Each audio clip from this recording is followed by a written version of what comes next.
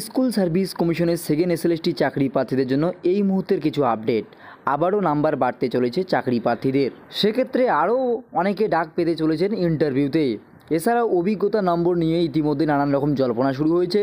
তো এই অভিজ্ঞতা নাম্বার শুধু কি 2016-র ইন সার্ভিসরাও পাবেন, নাকি অন্যান্য যে শিক্ষক শিক্ষিকারা রয়েছেন তারাও পাবেন? তবে স্কুল সার্ভিস কমিশনের তরফ থেকে যা খবর পাওয়া যাচ্ছে তাতে করে এই এক্সপিরিয়েন্সের নাম্বার শুধুমাত্র যোগ্য শিক্ষক শিক্ষিকারাই পাবেন, অর্থাৎ যাদের ভ্যালিড ডকুমেন্ট রয়েছে।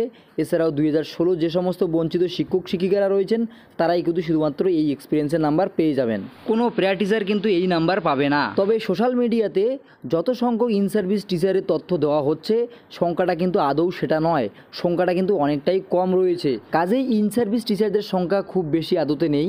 সেক্ষেত্রে এই ইন সার্ভিসদের এক্সপিরিয়েন্সের নাম্বার নিয়ে বেশি চিন্তিত হওয়ারও কিছু নেই।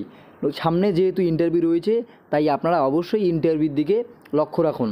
এছাড়াও স্কুল সার্ভিস কমিশনের তরফ থেকে যে অ্যান্সার কি প্রকাশিত হয়েছে তাতে কিন্তু ভুলে ভরা রয়েছে।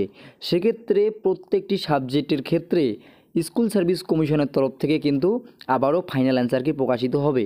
সেক্ষেত্রে ইতিমধ্যে নতুন চাকরি প্রার্থীরা রয়েছেন তারা কিন্তু ইতিমধ্যেই প্রশ্নের চ্যালেঞ্জ জানাচ্ছেন এবং খুব দ্রুতই স্কুল সার্ভিস কমিশনের তরফ থেকে ফাইনাল অ্যান্সার কি প্রকাশিত হবে এবং আরও অনেক সংখ্যক নাম্বার কিন্তু বাড়তে চলেছে প্রত্যেক চাকরি প্রার্থীর। আর যাদের ক্ষেত্রে নাম্বার কম রয়েছে তাদেরও নাম্বার বাড়ার কিন্তু সুযোগ থাকছে।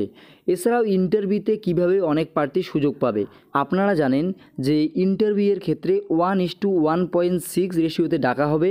সেক্ষেত্রে যদি কাট অফের সর্বনিম্ন যে নাম্বার থাকবে সেক্ষেত্রে যদি সেই নাম্বারটি 500 জন স্টুডেন্টও পেয়ে থাকে তাহলে কিন্তু 500 জন স্টুডেন্টই ইন্টারভিউতে অংশগ্রহণ করার সুযোগ পাবে। কাজেই যেহেতু নাম্বার বাড়তে চলেছে সেক্ষেত্রে কিন্তু আরও অনেক সংখ্যক চাকরি প্রার্থী ইন্টারভিউয়ে ডাক পাওয়ার সুযোগ থাকছে। এছাড়াও যারা পরীক্ষা ভালো দিয়েছেন তারা কিন্তু অবশ্যই পরবর্তী ধাপ যে রয়েছে ইন্টারভিউয়ের জন্য প্রিপারেশন শুরু করে দিন। আমরা কাট অফ ভিডিও দিয়েছি, আপনারা চাইলে সেটা দেখে নিয়ে আপনারা যদি সেই কাট অফের মধ্যে আসতে পারেন তাহলে কিন্তু পরবর্তী ধাপ যে রয়েছে ইন্টারভিউয়ের জন্য প্রিপারেশন নেওয়া শুরু করুন।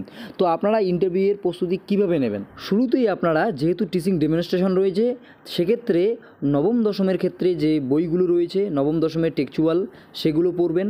এছাড়াও একাদশ দ্বাদশের ক্ষেত্রে যে বিষয় রয়েছে সেই বিষয়ের বইগুলো কিন্তু 2-3 রকমের বই আপনারা পড়বেন, ভালো করে খুঁটিয়ে খুঁটিয়ে পড়বেন, কারণ যে কোনো জায়গা থেকে কিন্তু টিচিং ডেমনস্ট্রেশন করাতে পারে। এছাড়াও আপনাদের জেলা সম্পর্কে জেনে রাখুন এবং সাম্প্রতিক যে ঘটনাবলী রয়েছে সেই ঘটনাবলী বিষয়ে খবর রাখুন। এভাবেই আপনাদের প্রস্তুতি নেওয়া শুরু করে দিন। ভিডিওটি ইনফরমেটিভ মনে হলে অবশ্যই লাইক করে দেবেন, শেয়ার করে সবাইকে জানিয়ে দেবেন। ধন্যবাদ।